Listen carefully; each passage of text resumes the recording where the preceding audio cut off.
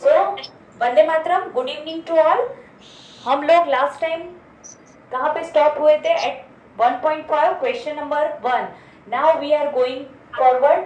हमें क्या करना है? Find complement. कॉम्प्लीमेंट फाइंड करना है। So here we have the sets. U में क्या है? A B C D E F G H. तो मुझे ए का कॉम्प्लीमेंट चाहिए। So what is the definition? A dash means u minus A. Voice किसका ऑन है? प्लीज म्यूट कर दो। तो u में से मुझे वो सारे एलिमेंट निकाल देने हैं दैट इज लाई इन ए। अब हमारे पास है u में A B C E F G H minus A के एलिमेंट कौन से हैं? A B C. तो मतलब मुझे ये एलिमेंट तीनों निकाल देने हैं। So I am deleting all the elements. So what should I left? I have D E F G H. Okay, fine. चलिए, similarly B डैश कैसे मिलेगा? U minus B. तो फिर से A B C D E F G H minus उसमें से B के element हमें रिमूव करने हैं D E F G. तो I am removing the elements D E F G. So what should I have? Yes. A B C H. Fine. चलिए, what is C dash? U minus C. A B C D E F G H minus A C E G. So remove all the elements. कौन से निकालने हैं? A को निकाल दो. C also gone. E also gone and G gone. तो क्या बचा? B D F H. So finally we have C dash. Now D dash. U minus D. A B C D E F G H minus H D H E. Okay, कौन से element हम निकाल देंगे? A को F A F H.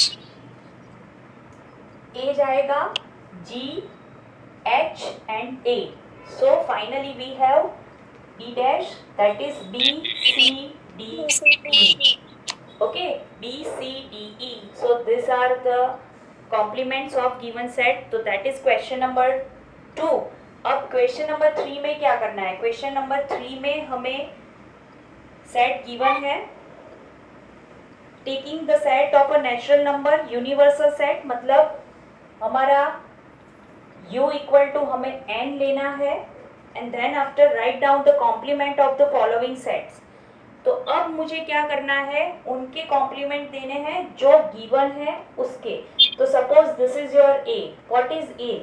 x square. x is an even natural number. मैं nn लिख रही हूँ. nn लिख रही हूँ. तो nn मतलब क्या होगा? a equal to x such that x is an even natural number. This is n मतलब natural number. Okay, set of even natural number. तो उसका complement क्या होगा? सोचो. Odd natural. Obviously, yes. So x is an odd natural number.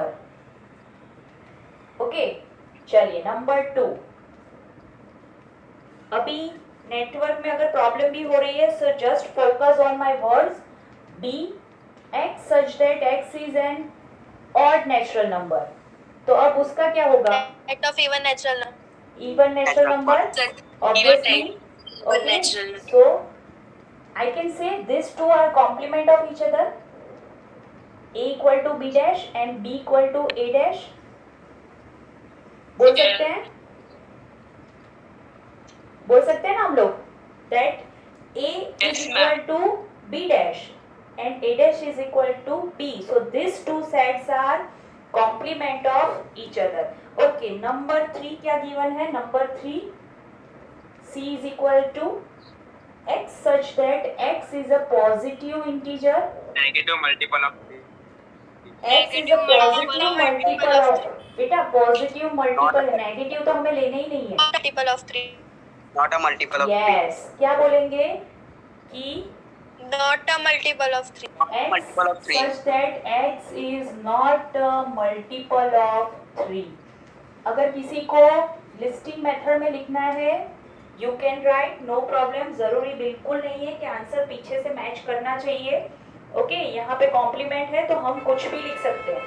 आपको roster form given है, set builder form given है, हम रोस्टर फॉर्म में लिख ले, पहले इसको कन्वर्ट कर ले, फिर रोस्टर फॉर्म में लिखे तो भी चलेगा, no problem with that. Okay चलिए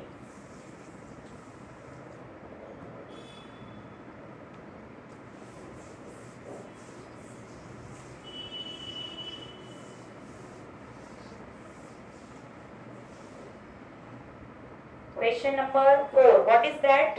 क्या गिवन है? x is a prime number. Okay X is the composite number. x is a prime number. Composite and co-prime number. X is a positive composite number. Co-prime number. हम direct composite number लिखेंगे तो भी चलेगा. x is a composite number. Prime number. मैंने आपको पहले भी बोला है कि अगर हमें इंटीजर्स, हमें नेगेटिव भी इंक्लूड करने हैं, सो वी शुड, या फिर यहाँ पे आपको गिवन होगा कि प्राइम नंबर है, प्राइम इंटीजर है, तो यहाँ पे प्राइम नंबर है और बात सिर्फ n की हो रही है. So it is clear that composite number. Okay positive नहीं आएगा. पॉजिटिव वही बेटा मैं एक्सप्लेन कर रही हूँ कि यहाँ पे प्राइम नंबर गिवन है तो प्राइम नंबर पॉजिटिव ही आएंगे. और वैसे भी हम बात करें n की, what is your union, what is your universal set n, तो मतलब नेगेटिव नंबर्स है ही नहीं हमारे पास. Right now we don't have negative numbers, तो मतलब क्या आएगा? सिर्फ कंपोजिट नंबर. अगर मुझे इंटीजर इंक्लूड करना है तो मैं यहाँ पे क्या लिखूंगी? x is composite integer. यहाँ पे भी मैं क्या करूंगी? Prime integer. अगर मुझे इंटीजर को इंक्लूड करना है, मतलब नेगेटिव को भी इंक्लूड करना है तो ठीक है.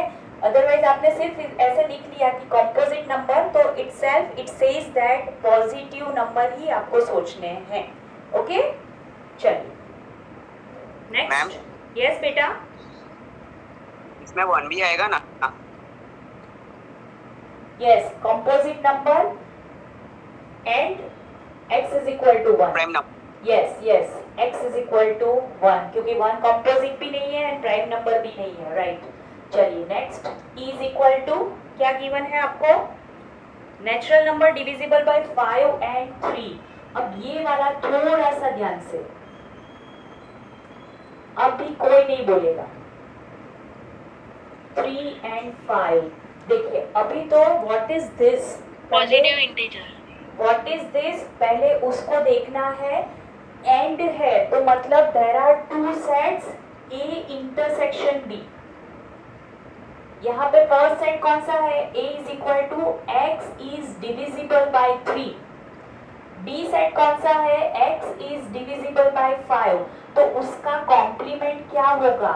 a कॉम्प्लीमेंट इंटरसेक्शन का होगा union and then b complement. तो अब कैसे लिखेंगे देखना, ये डी मॉर्गन्स लॉ हमने कल पढ़े थे गाइस, याद है ना आपको? कल हमने डी मॉर्गन्स लॉ पढ़े थे, उसका यूज कर रहे हैं. a मतलब क्या? Divisible by 3. b what is b? Divisible by 5. अब मुझे उसका कॉम्प्लीमेंट करना है तो not divisible by 3. Not divisible. And का क्या होगा? और not divisible by 5. So this is the complement. देखिए x such that x is not divisible by 3. ये किया मैंने a का complement. What is that? a x is not divisible by 3. And का क्या होगा? और b का भी complement. What is that? और not divisible by 5. Clear guys? मैंने किसका यूज किया? I used here D Morgan's law. फिर से a क्या है आपका? Divisible by 3. b क्या है? Divisible by 5. एंड है तो बीच में मैंने इंटरसेक्शन लगाया. What is complement? A complement intersection का होगा यूनियन बी कॉम्प्लीमेंट. तो ए का complement not divisible by 3. And का हो जाएगा और यहाँ पे होगा not divisible by 5. Okay okay. चलिए नेक्स्ट. अगर इसमें अभी भी डाउट है तो लास्ट में वापस मुझे पूछ लेना. Okay. x is a perfect square. अब उसको मैं ऐसे लिखती हूँ. x such that x is a perfect square. Not a perfect square. Yes, not a perfect square. x is such that x is not a perfect square. यहाँ पे गलत हो गया.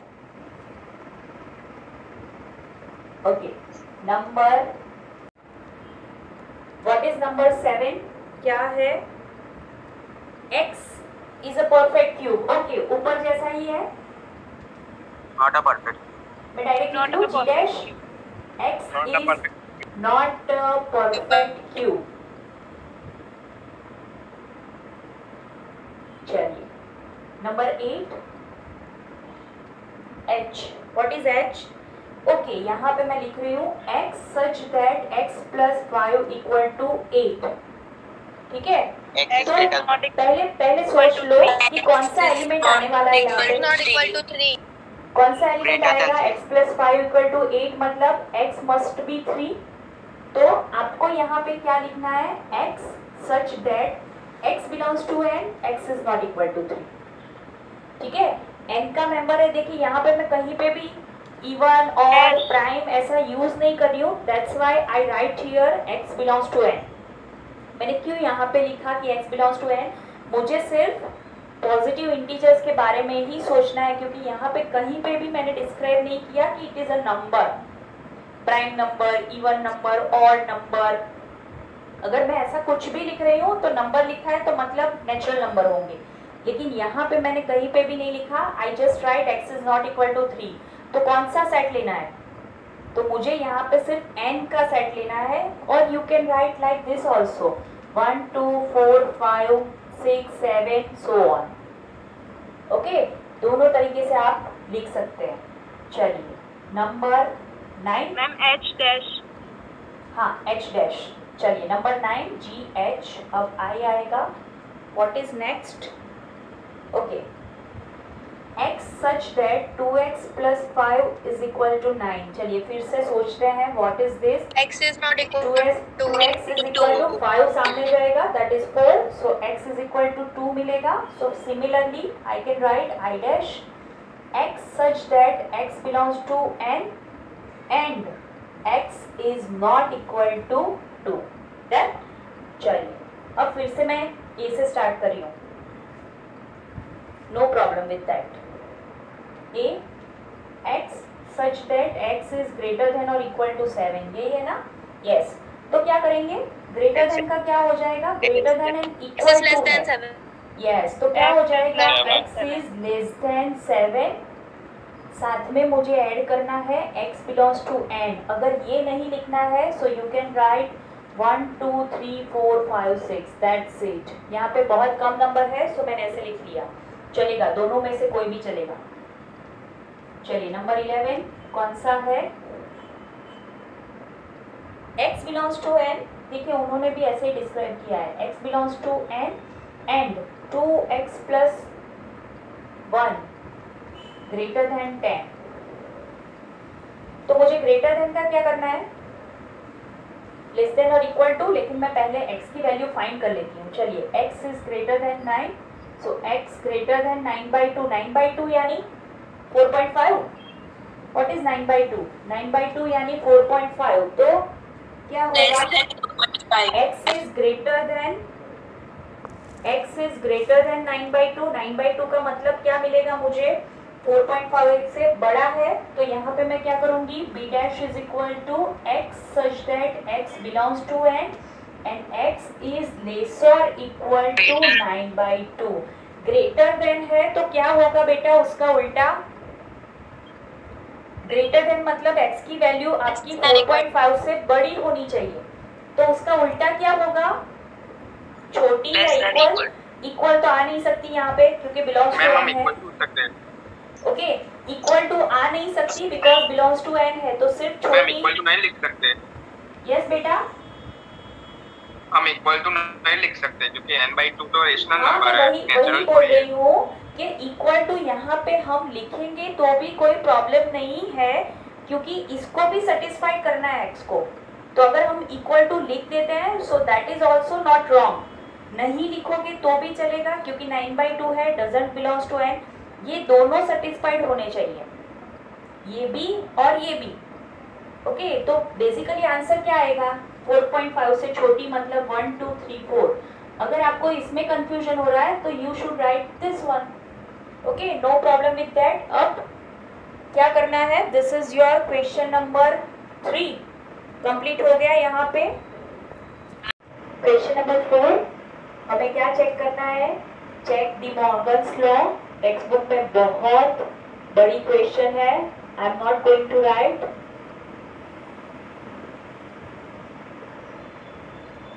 डी मॉर्गन्स लॉ चेक करने हैं हमें। तो पहले नंबर 1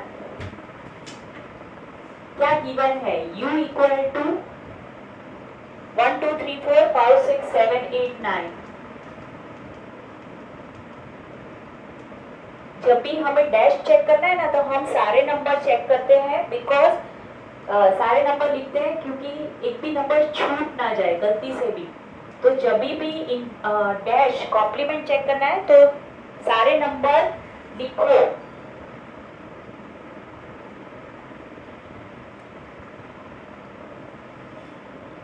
b इक्वल टू क्या है आपका 2 3 5 7 है। क्या करना है, verify that D Morgan's law. पहले आपको a union b dash a dash intersection b dash ये वाला वेरीफाई करना है। चलिए पहले फाइंड करते हैं what is a union b। चलिए अब डायरेक्ट लिख सकते हैं हम, 2 यहाँ पे है, 3 यहाँ पे है, 2 3 4 यहाँ पे है, 5 यहाँ पे है, 4 5 6 7 8 हो गया। मर्ज कर दिया मैंने 2 3 4 5 6 7 and 8। This is your A union B। अब what is the complement, 1 9। Okay, क्या निकाल देंगे हम, बीच के सारे नंबर निकाल देंगे, 2 3 4 5 6 7 8 निकल जाएगा। So what is complement, 1 9। Give it as LHS, this is your LHS। और आप उसको नंबर 1 भी बोल सकते हैं, नो प्रॉब्लम, कोई भी मेथड से करोगे चलेगा, नंबर 1 भी दे सकते हैं। Now for RHS I want A dash, A dash, what is A, u minus a, what is a, यहाँ पे 1 2 3 अप टू 9 है, उसमें से a निकालो, 2 4 6 8। देखिए 1 to 9 है, उसमें से 2 निकालो तो 1 तो है, 3 also is there, 5 7 9 that's it.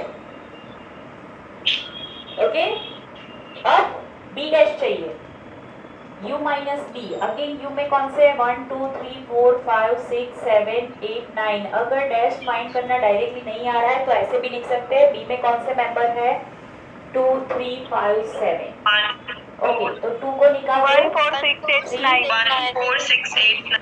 Okay, कौन से आएंगे, 1 4 6 8 9। अब देखो this is your a dash, this is your b dash, उन दोनों का क्या करना है, क्या करना है मुझे, इंटरसेक्शन। देखो क्या होगा, यहाँ पे है 1 3 5 7 9 and here we have 1 4 6 8 9. So what is our answer, 19। देखिए this is your RHS, so therefore LHS is equal to RHS। therefore A क्या किया हमने, A union B whole dash is equal to A dash intersection B dash.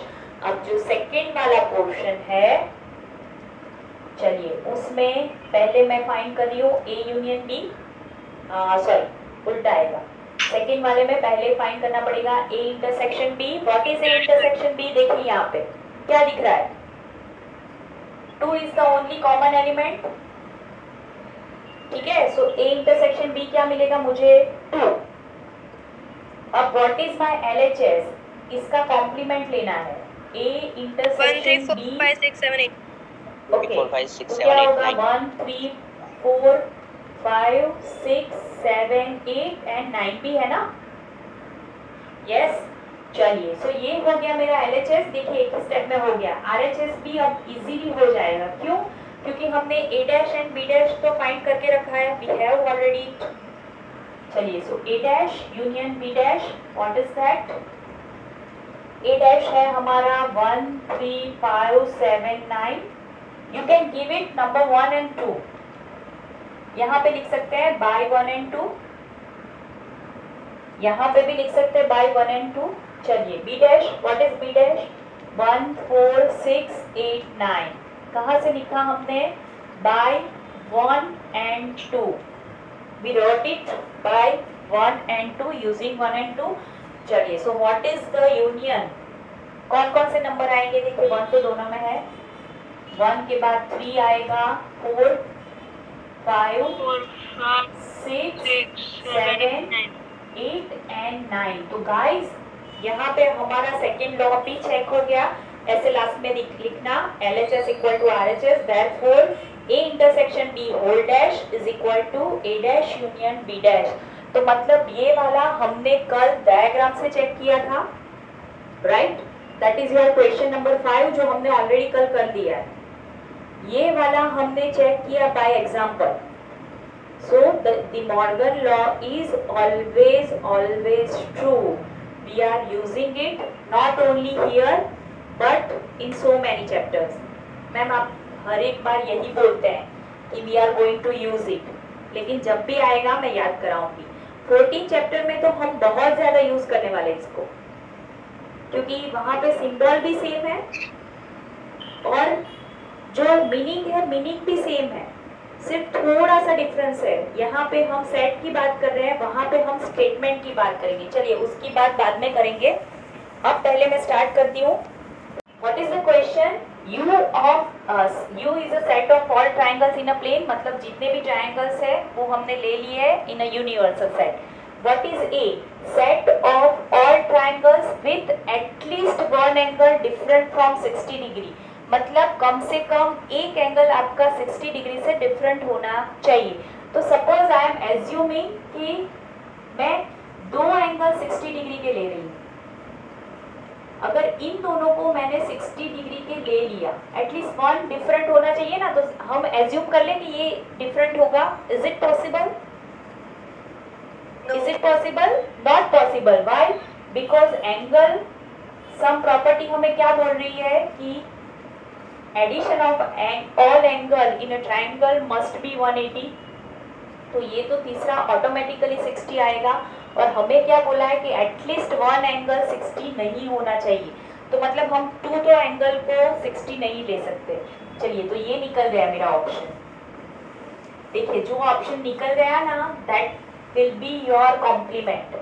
अब हम सोच रहे हैं कि वन एंगल डिफरेंट फ्रॉम 60, तो दो तो पॉसिबल नहीं है, मैं एक एंगल ऐसा ले रही हूँ that is of 60 degree. Suppose this is 60 degree, this is 30 degree and this is 90 degree. 90 degree. Okay, तो ऐसा मेरा ए हो सकता है। ओके, ऐसा मेरा ए हो सकता है। तो व्हाट इज द कॉम्प्लीमेंट, मुझे अब वो सोचना है। What is the complement? Set of equilateral triangle. Yes, set of equilateral क्या होगा? इक्विलेटरल भी आपको एक एंगल आपका डिफरेंट फ्रॉम 60 है, तो मैं तो दो ले ही नहीं सकती, दो लेंगे तो हो जाएगा 60 और 3। तो मतलब आपका एक ही प्रॉपर्टी बचा जो मैंने अब भी ड्रॉ किया था फिगर में, कि आपका ए कॉम्प्लीमेंट क्या होगा? Set of equilateral triangle. Equilateral triangle, all angles of 60 degree, equilateral triangle in a same plane, in a same plane. मतलब क्या है, all angle must be of 60 degree. ऐसा क्यों हुआ, तो ऊपर मुझे बोला है कि एक 60 का है, बाकी डिफरेंट हो सकते हैं, तो यहाँ पे क्या होगा उसका कॉम्प्लीमेंट की ऑल 3 एंगल्स। देखिए 2 की तो पॉसिबिलिटी ही नहीं है, जैसे मैंने अभी दिखाया कि 2 60 के देंगे तो कंपलसरी तीसरा भी हमें 60 का लेना ही पड़ेगा। So what is the complement, all angle must be of 60 degree. देखिए इसका उल्टा मैं क्या कर सकती हूँ, 60 डिग्री का बना सकती हूँ। This is your equilateral triangle. Okay, got it. चलिए what is the next question. Okay, fill in the blanks, बहुत इजी है, you should answer me. Filling the blanks to make each of the following a true statement. चलिए number 1, property हम already पढ़ चुके हैं, what is A union A dash, A and A dash को मिलाओगे universal set, right. Number 2, phi dash, what is phi dash, phi dash यानी universal set, इसका intersection लेना है ए के साथ, तो यूनिवर्सल सेट मतलब बिगर सेट, तो आंसर मस्ट बी, इंटरसेक्शन में आंसर क्या आएगा आपका, smaller set. Number 3, A intersection A dash, चलिए ये भी प्रॉपर्टी हमने की थी, सेट क्या होगा, नल सेट। क्यों, क्योंकि this is my A and this is my A dash, nothing is common in both, so null set. Number 4, U dash intersection A, what is U dash, U dash मतलब आपका 5 होगा, property में कर दिया था, intersection A, white set, void set, null set, empty set, आप कुछ भी बोल सकते हैं। So this is your question number 7।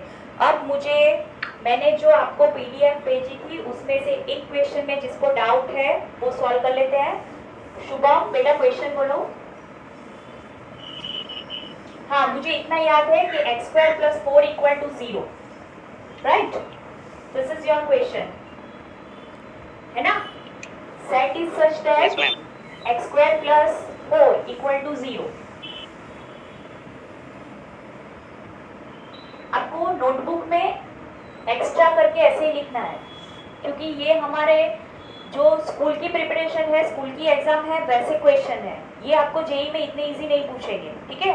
तो ये सिर्फ हमारे स्कूल की एग्जाम की प्रिपरेशन के लिए, तो मतलब इसी नोट में आप एक्स्ट्रा करके लिखोगे, नो प्रॉब्लम। चलिए सपोज मैं इसको नाम दे देती हूँ x सच दैट x² + 4 = 0। अब गाइस यहाँ पे बिलोंग्स टू n लिखे, r लिखे, कुछ भी लिखे, नॉट पॉसिबल होगा। क्यों, क्योंकि x² + 4 = 0 है, सो x², ओके, सेट को I think b name given है, राइट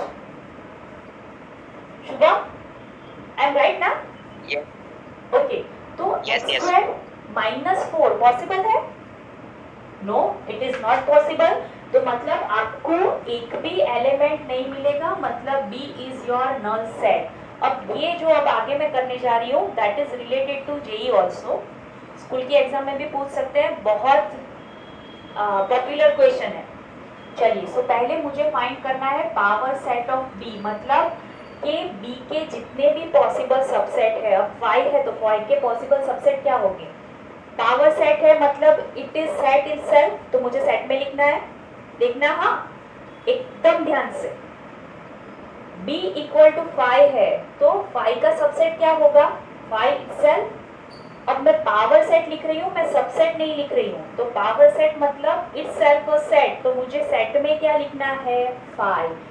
अब यहाँ पे मेरे पास नंबर ऑफ एलिमेंट कितने थे, 0 थे, तो मुझे पावर सेट में कितने मिले, 2:0, दैट इज 1 एलिमेंट। अब देखिए नाउ आई हैव 1 एलिमेंट, तो फिर से अगर पावर सेट फाइंड करना है, सो आई हैव नाउ 2:1 एलिमेंट, मतलब कितने हो गए, 2 एलिमेंट्स। देखना पहले तो क्या करेंगे, अभी इसको भूल जाइए, कोई भी सेट का पावर सेट लिखने से इसको भी भूल जाइए। अभी सपोज मैं पावर सेट लिख रही हूँ, this is your x, this is your x, तो x का अगर मुझे पावर सेट लिखना है तो मैं पहला एलिमेंट कौन सा लिखूंगी, 5। अब सपोज 5 के बदले आपका 1 है, बेटा अभी म्यूट कर दो, म्यूट कर दो, अभी कुछ मत बोलो, अभी सिर्फ सुनो। अगर सेट में 1 है, समथिंग लाइक दिस, अब इसका मुझे पावर सेट लिखना है तो मैं कैसे लिखूंगी? इसका पावर सेट लिखना है तो मैं क्या लिखूंगी?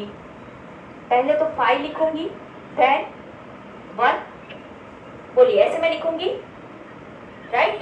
तो अभी मैंने 5 लिख दिया, अभी एलिमेंट कौन सा है? सिंगलटन सेट में 5 है, तो मुझे क्या करना है? सेट में 5 लिखना है, समथिंग लाइक दिस। अगर 1 है तो मैं पहले लिखूंगी नल सेट पावर सेट में, then after set itself, then after I am going to write set itself. तो ये हो गए मेरे 2 एलिमेंट कंप्लीट। अब देखना आपको क्या पूछा है, नंबर ऑफ एलिमेंट। तो नंबर ऑफ एलिमेंट तो ये अगर पूछे हैं तो 1 है तो 2⁻1, so number of P of B that is 2⁻1, that is 2। ये यहाँ पे कंप्लीट हो गया। लेकिन अगर मैं आगे बढ़ रही हूँ, if I am going towards it, और फाइंड करते हैं। चलिए अब एक और P लगा दिया, तो क्या करना है देखना। हाँ, कितने एलिमेंट्स हो गए अब अंदर? कितने एलिमेंट्स है मेरे पास? 2। तो अब क्या होगा? 2⁻2 मतलब 4 पावर। कितने एलिमेंट्स मिलेंगी अब मुझे? कितने एलिमेंट्स मुझे मिलने वाले हैं? 2⁻2 दैट इज 4 एलिमेंट। फ्रेंड्स हो क्या रहा है पता है? पहले मैंने 0 से स्टार्ट किया, 2 की 0 पावर। अगर एम्प्टी सेट है तो 2 की 0 पावर फॉर फर्स्ट P 2⁻0। अगर 2 P है तो 2⁻1 for empty set only. For empty set only मैं क्या कर रही हूँ? पावर 0 से स्टार्ट कर रही हूँ। अगर सिंगलटन सेट है तो मुझे पावर 1 से स्टार्ट करना है। अगर डबल है मेंबर तो 2 से स्टार्ट करना है। लेकिन मोस्ट ऑफ आपको 5 के बारे में ही पूछेंगे, डायरेक्ट और इनडायरेक्ट। यहाँ पे इनडायरेक्टली पूछा है, ठीक है? तो ये क्या है? पहले P के लिए 2⁻0 पावर, मतलब एलिमेंट कितने मुझे मिले? 1। फिर अगर 2 P है तो 2⁻1 मतलब 2। अगर 3 P है तो 2⁻2 मतलब 4। अगर और एक P लगा देते हैं, अगर और एक P लगा देते हैं तो आपको सिर्फ मेंबर ही पूछने वाले हैं। डोंट वरी, आपको ये सब लिखना नहीं है। लिखना कहाँ पे है? In JEE. लिखना कहाँ पे है ये मेंबर्स को? In JEE. फिर आपको पूछेंगे इट इज बिलोंग्स टू और सबसेट और नॉट। वो वाला सब मैं जेई के क्लास में करवाऊंगी, डोंट वरी, ठीक है? तो यहाँ पे सिर्फ आपको मेंबर लिखने हैं। कितने मेंबर हो सकते हैं? 2⁻4 थर्ड P के लिए 2⁻2 दैट इज 4। ओके, चलिए मेंबर ट्राई करते हैं। पहला तो 5 आएगा। अब थोड़ी देर के लिए इसको समझ लो 1, ये आपका सेट में 1 है, या फिर सेट में 2 लिख लो। चलो 5 को मैंने क्या बोल दिया? 1। ये आपका सेट में 2 है, तो पहला एलिमेंट हमने एम्प्टी सेट लिखा एज पर अवर रूल। अब मैं क्या कर रही हूँ? अब मैं लिखूंगी 1 को इन अ सेट, तो 1 के बदले मेरा है क्या? 5। अब मैं क्या करूंगी? दूसरे सिंगलटन पे जाऊंगी, तो अब मैं क्या करूंगी? इसको भी सेट में लिखूंगी, तो मेरा डबल सेट हो जाएगा। ओके, देखिए अगर मेरे पास ऐसे है 1 2, तो मैं कैसे लिखूंगी पावर सेट? पहला आएगा मेरा 5, then after 1, then after in set 2, and last में क्या आएगा? ये सेट पूरा।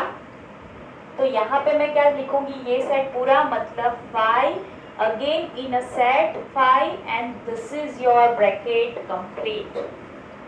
Okay, so this is my answer. अब इससे ज्यादा आगे नहीं बढ़ेंगे। अगर जेई में पूछेंगे तो भी इतना ही पूछेंगे।